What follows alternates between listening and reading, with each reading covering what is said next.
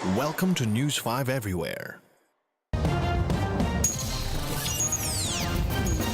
Dalawang klase kasi. Dinadagdagan na ni Fides ang stock niya ng mga gas detector na ito sa kanyang tindahan. Dahil kasi sa mga sunog, pagsabog at iba pang disgrasya, dumarami raw ang nagtatanong tungkol sa gadget na ito. Ang siste, mahagip lang ang konting leak mula sa LPG, tutunog na ito.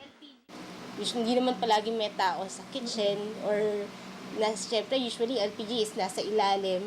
So hindi may tao nakabantay, especially at night.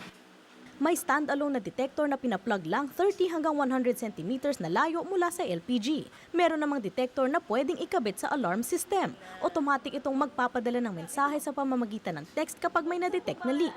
Ang presyo nasa 1,000 piso bawat isa. Kung gagastos rin lang sa isang gas detector, mainam na pag-aralan na rin ang iba't ibang klase nito.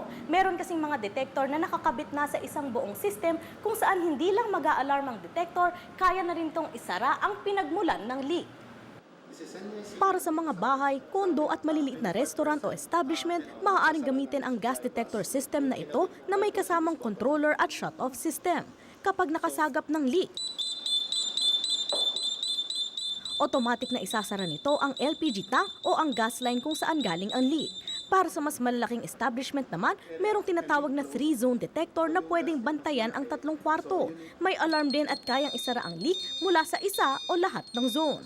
Sa industrial naman, merong explosion-proof na detector. Kaya nitong basahin real-time ang dami ng gas na tumatagas. Oras na sumobra sa 2%, automatic na mag-a-alarm at isasara ang source ng leak.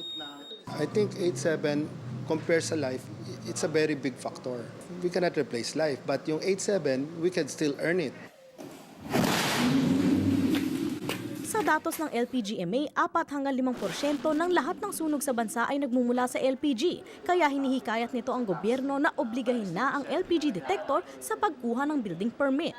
Sa tingin namin, because patuloy na dumadami yung consumer natin sa LPG, yung consumption natin, ito'y tataas at tataas, kaya nga kailangan natin makagawa ng pamamaraan upang maibaba natin itong mga aksidente o sunog.